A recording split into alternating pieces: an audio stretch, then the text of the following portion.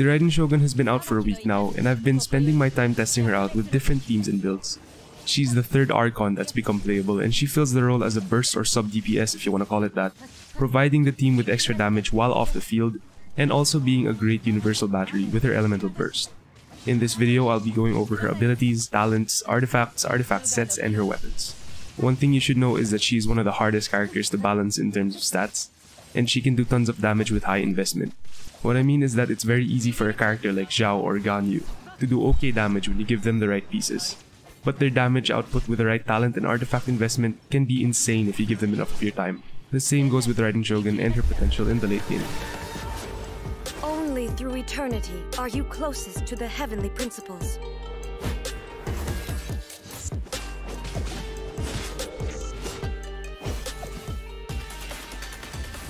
Starting off with her abilities and talents, for the normal attacks you don't need to level this up if you aren't using her as a main DPS. Her burst has a different scaling similar to Child, so you can leave this at level 1 if you wanted to.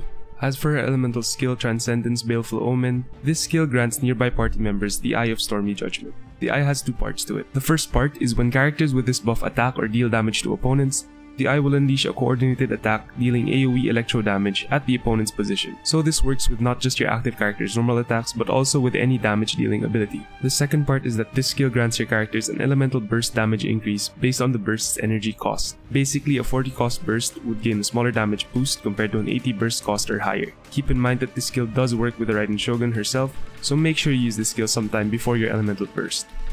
Lastly, her elemental burst secret art Muso Shinsetsu is her elemental burst and what you'll be mainly using her for.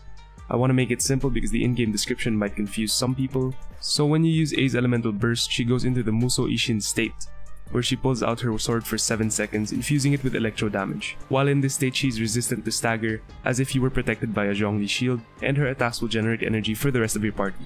The damage output of this elemental burst is dependent on the elemental burst cost of your party members. Each time one of them casts their ultimates, you'll gain a set amount of resolve stacks. This stacks up to a maximum of 60 resolve stacks and will yield the maximum possible damage.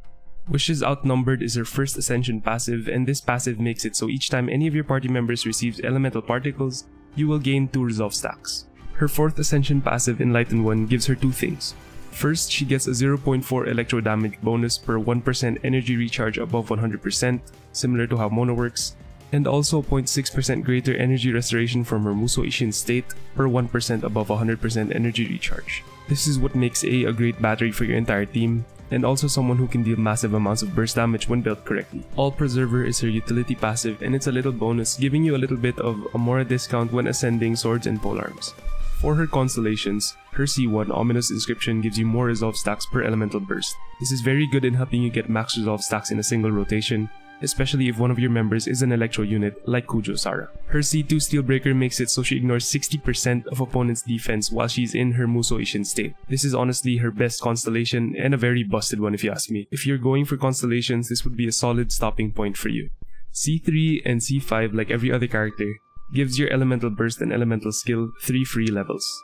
C4 Pledge of Propriety gives your party a 30% attack buff for 10 seconds after your burst expires. This constellation gives your other characters more damage with their skills and burst, which helps less with DPS downtime. Basically a free noblesse buff. C6 decreases the cooldown of your other teammates' elemental bursts when the Raiden Shogun attacks in her Muso Ishin state. This constellation is very different from what we've seen and will differ wildly between team comps, and you need to account for player error when talking about this constellation.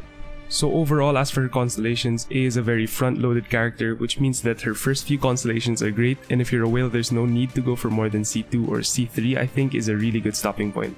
Moving on to her artifact sets, as I've mentioned in my previous videos, the Emblem of Severed Fate's 4-piece set is her best in slot, and it was literally made for her kit.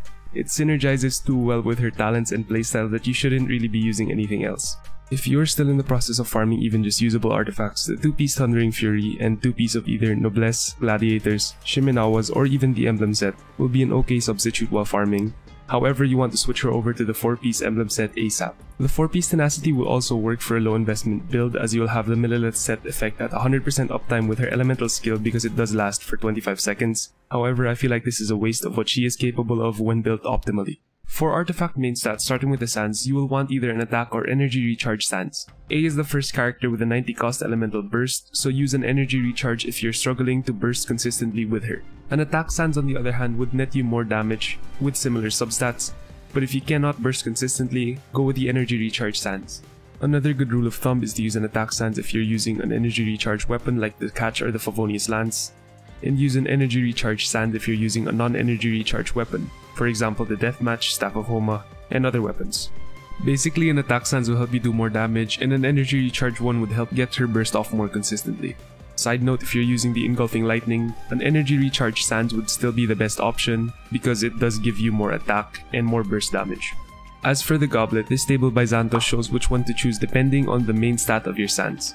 Factors like Bennett or Sarah buffs would make it so an attack sands with an Electro Goblet is generally the best choice. You should use either an Electro or an attack sands depending on which one has better substats.